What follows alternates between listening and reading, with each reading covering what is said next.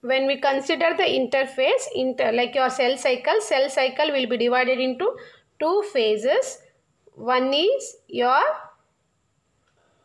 division phase, and rest is the interphase. Interphase is also known as the stationary phase or preparatory phase. So cell, if you consider the life of a cycle, so life of a cycle involves a small portion of division phase and a large portion of interphase or the preparatory phase. So this interphase is in turn divided into three important phases. So interphase is again in turn divided into three important phases.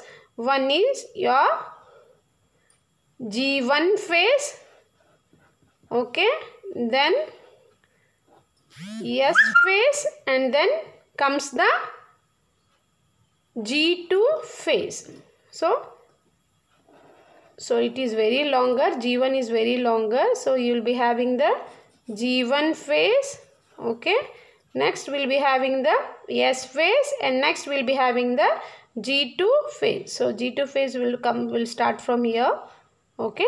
So G1 is the longest phase in the cell cycle. So G1 phase, S phase and G2 phase. So interphase in turn divided into G1 phase, S phase and the G2 phase, okay. So you can make out here why it is known as the interphase. So till this point among this is the particular thing, no, all these things are known as interphase. So interphase is having the three important stages: G1 phase, S phase and G2 phase. And you know that. So first interphase starts with the G1 phase, and then so G1 phase come till here, and then once the G1 phase is completed, the cell will enter into the S phase. So once the G1 phase is completed, the cell will enter into the S phase. Till here it is nothing but the S phase. From the S phase it will move on to the G2 phase. Once the G2 is completed, again it will enter into the division phase. So once the cell divides, it gives rise to again G1 phase, S phase, G2 phase, again division phase. So this entire phase, that interphase, occurs in between the two division phases. That's why it is known as the interphase or the stationary phase. Why it is known as stationary phase? Because no visible events are occurring in here. Okay. So when we consider in diagrammatically, this is the diagrammatical representation of cell cycle. So interphase, division phase. So interphase is having again G1 phase, S phase and the G2 phase. So now we will study one by one what are, okay, as we discussed now. So that interphase is subdivided into how many phases? Three different phases. One is the G1 phase.